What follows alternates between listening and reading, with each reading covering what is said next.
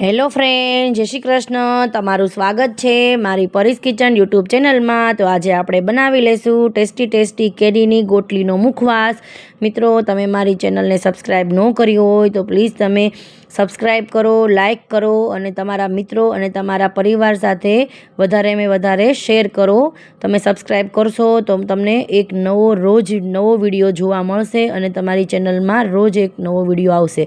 તો મેં કેરીના ગોટલા સૂકવી લીધા છે મિત્રો. મારા ગોટલા મસ્ત સુકાઈ ગયા છે. હવે હું એને દસ્તાના મદદથી ભાંગી લઈશ. મિત્રો, મેં બહુ બધા ગોટલા સૂકવેલા હતા, પણ વરસાદ આવ્યો તો થોડા ગોટલા છે એ પલળી ગયા હતા અને આટલા ગોટલા બચેલા છે તો મેં ગોટલા ભાંગીને ગોટલીને કાઢી નાખી છે. જો મિત્રો, આટલી ગોટલી થઈ છે અને મેં આને 2 થી 3 પાણીએ ધોઈ નાખી છે. પછી હું એને 2 થી 3 દિવસ માટે પાણીમાં નાખવાની છે આ ગોટલી. પણ આપણે રોજ જે 2 થી 3 વખત તમે પાણી બદલશો તો આ ગોટલીની કડવાશ છે એ બધી નીકળી જશે અને ગોટલીનો મુખવાસ છે તે બહુ સરસ ટેસ્ટી એવો બનશે.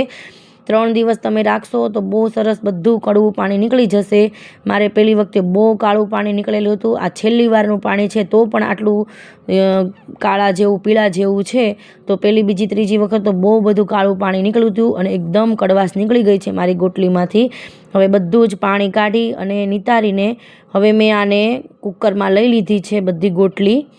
મિત્રો, તમે આવી રીતે ગોટલીનો મુખવાસ કરશો તો બહુ ટેસ્ટી એવો બને છે અને જમીને તમે તરત ખાશો તો બહુ મજા આવે છે ખાવાની. મોઢું પણ ચોખ્ખું થઈ જાય છે. હવે મેં આ ગોટલીને કુકરમાં લઈ લીધી છે અને 1 ચમચી મેં મીઠું નાખી દીધું છે. તમારે ગોટલી વધારે હોય તો તમે 2 ચમચી પણ મીઠું નાખી શકો છો અને આના કરતાં ઓછી હોય તો અડધી ચમચી નાખી શકો છો. અને મેં ગોટલી ડૂબે એટલું જ પાણી નાખવાનું છે. આમાં કોઈ માપ આપેલું નથી. મેં 1 ગ્લાસ કે 2 ગ્લાસ, ગોટલી તમારી થોડીક ડૂબે એટલું જ પાણી નાખીશું આપણે અને કુકર બંધ કરીને ગેસ ઉપર બાફવા માટે મૂકી દઈશું. 2 થી 3 જ સીટી પાડવાની છે, નહીં તો આપણી ગોટલી છે તે વધારે બફાઈ જશે તો ચિપ્સ છે તે સારી નહીં પડે. એકદમ મસ્ત સ્લાઇસ બનાવવાની છે, પતલી એની. બહુ ટેસ્ટી એવી ગોટલી બને છે અને ખાવાની ખૂબ મજા આવે છે. તમે આ બાફેલી ગોટલી ખાઓ છો તો પણ બહુ ટેસ્ટી એવી લાગે છે. મારી ગોટલીની ક્વોન્ટિટી કેટલી બધી છે મિત્રો. મેં આ કાપીને મૂકી હતી 4 થી 5 દિવસ માટે સૂકવવા માટે કોટનના કપડામાં મૂકેલી હતી. તો આ બાફેલી જ ગોટલી એમનામ વધારે ખવાઈ ગઈ હતી એટલે મારી ગોટલીની ક્વોન્ટિટી થોડી ઓછી પણ થઈ ગઈ છે. જો તમે સુકાઈ જાય ત્યારે તમે જોજો ગોટલીની ક્વોન્ટિટી ઓછી થઈ ગયેલી છે. અત્યારે તમને કેટલી બધી દેખાય છે. જો આવી સ્લાઇસ કરી લેવાની છે. પછી મેં ગોટલી મારે આવી રીતે મેં 4-5 દિવસ માટે સૂકવેલી તો જો આટલી ક્વોન્ટિટી થઈ ગઈ છે. મેં બહુ બધી બનાવી હતી પણ બાફેલી જ એમનામ હાલતા ચાલતા બધાએ ખાધેલી છે. તો મારે આટલી ક્વોન્ટિટી થઈ ગઈ છે પણ તો પણ બહુ સરસ ટેસ્ટી એવો મુખવાસ મેં બનાવ્યો છે. હવે મેં આ એક બાઉલમાં લઈ લીધી છે બધી જ ગોટલી અને તેમાં મેં 2 ચમચી જેટલું ઘી નાખેલું છે.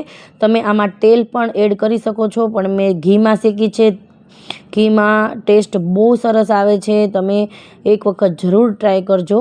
જો મેં આ ગેસ ઉપર એને મૂકી દીધી છે અને એકદમ ધીરા ગેસથી આપણે એને શેકીશું.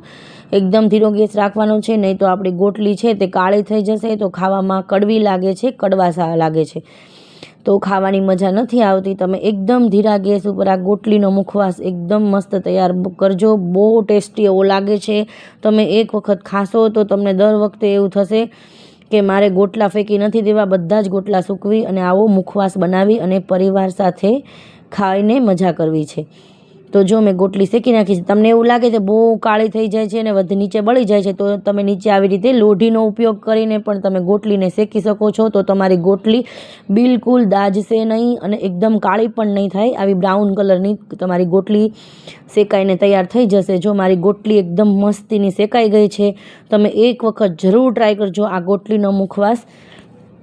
કેરીનો ગોટલીનો મુખવાસ પાચન સુધારવામાં મદદરૂપ થાય છે, મોઢામાં તાજગી આપે છે અને ફાઇબર તથા એન્ટીઓક્સિડન્ટ્સનો સારો સ્ત્રોત હોઈ શકે છે. તેનો ઉપયોગ હંમેશા મર્યાદિત માત્રામાં જ કરવો જોઈએ. પણ જો મારી કેટલી સરસ ગોટલી સુકાઈ ગઈ છે.